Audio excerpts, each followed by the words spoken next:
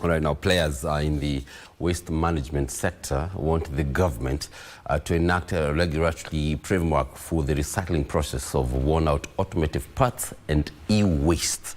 Now, speaking during the graduation ceremony for the first cohort of eco-friendly end-of-life recycling vehicle course at Nairobi National Polytechnic, the group termed managing disposed vehicles and e-waste a huge contributing factor to environmental pollution.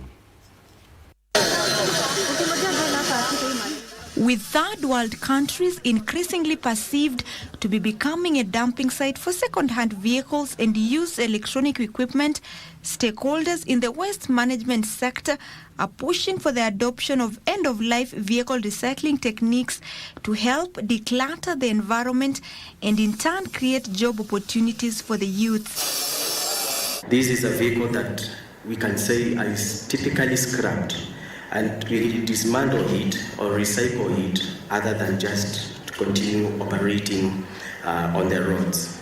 Beyond the classroom, this project creates invaluable opportunities for local private sector stakeholders, policymakers, and community members. Nairobi National Polytechnic Chief Principal Glory Mutungi, speaking during the institution's graduation ceremony of the first 154 cohort of eco-friendly end-of-life recycling vehicle course. Unajua sasa wengine hawataki kufanya kazi ya uchafu, wanaona hii kazi ya uchafu like ni mbaya. But mimi naweza encourage, hii ndio opportunity, hapa ndio place.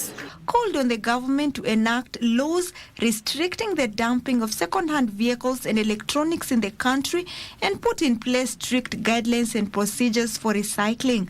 This is another skill on top of what they have been learning, a skill in recycling. So that is a plus. We have added a skill to the graduates. We had the government agencies that are involved to help us enact a law. And this law will enable us as a country. As we speak, the bill is with at the Attorney General Chambers for redrafting because we have to include now the EVs. This comes amid calls for collaboration between TVET institutions and concerned ministries to actualize and strengthen the initiative. For the sector, we want to escalate this to the 240 TVET institutions across the country. This new technology of recycling of automotive parts. When we get collaborations and partners through that support, we'll be able to meet the objective that we are here for.